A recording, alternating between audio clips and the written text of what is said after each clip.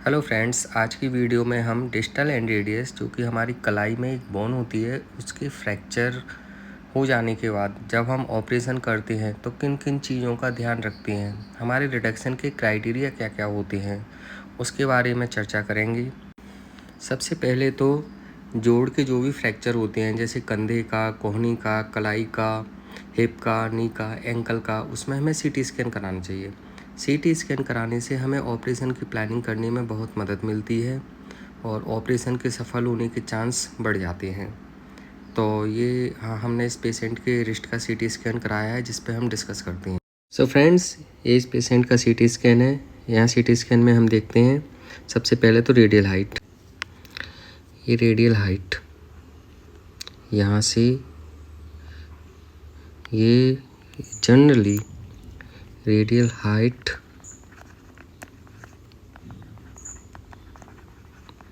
Generally 10 mm से ज़्यादा होती है, मोर देन 10 mm। यहाँ पे ये हाइट नेगेटिव में आ गई है।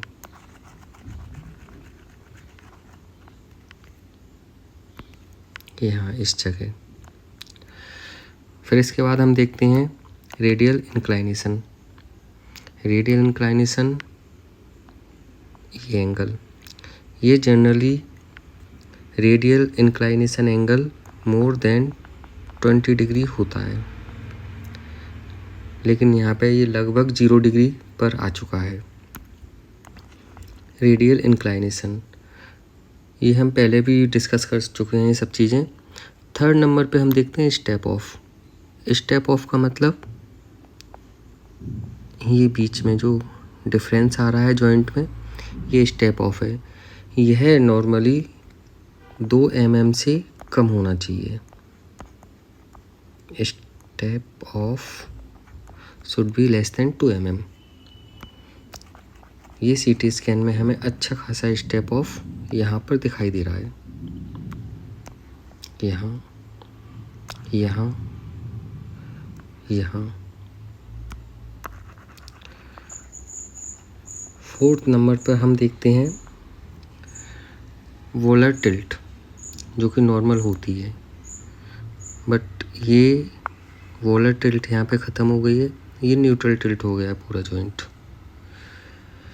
नॉर्मल कैसा दिखता है ये हम पुरानी वाली वीडियो में बता चुके हैं। फिफ्थ नंबर पे हम देखते हैं रेडियस, ल्यूनेट एंड कैपिटेट। ये एक ही लाइन में होना चाहिए। ये यहाँ पर देखिए, ये एक लाइन में नहीं है। आपकी रेडियस, बोन, कैपिटेट एंड ल्यूनेट इस वाले व्यू में भी आप देख सकते हैं, ये एक लाइन में नहीं है।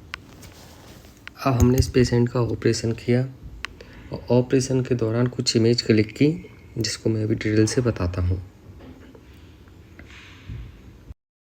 तो friends, this is the intra op pic, मतलब ऑपरेशन के दौरान हमने सियाम मशीन से पिक ली है। और सबसे पहले तो हम देखेंगे कि यह फ्रैक्चर कितनी अच्छी तरीके से रिड्यूस हो गया है। मतलब जो बोन है वो बहुत अच्छे तरीके से अपनी जगह पर बैठ गई है। ये यहाँ पर कहीं फ्रैक्चर था जो कि अब ऑपरेशन के दौरान कहीं नहीं दिख रहा है, प्लेट लगाने के बाद बिल्कुल गायब हो गया है।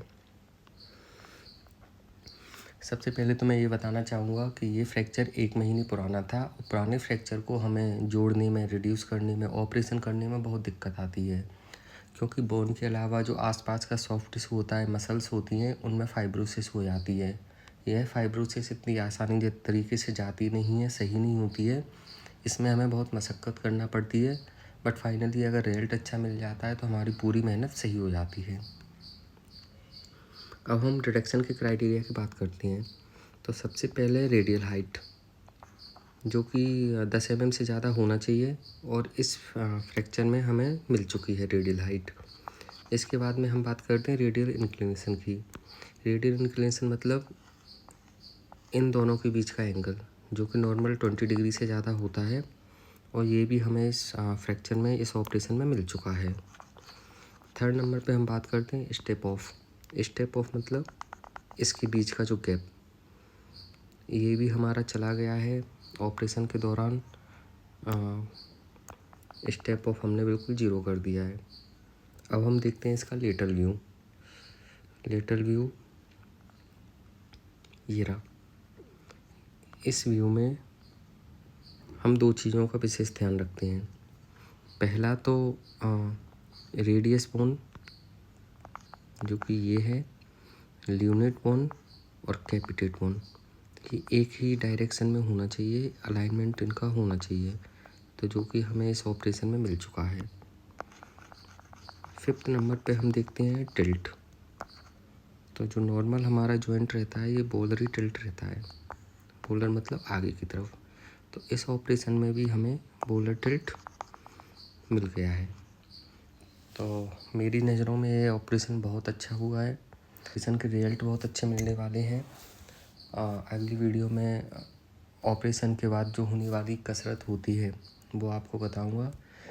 इस ऑपरेशन या ऐसे ऑपरेशन से संबंधित जो भी क्वेरी आपके दिमाग में है वो कमेंट बॉक्स में हमें बताइए, मैं उसका आंसर करने की पूरी कोशिश करूँगा।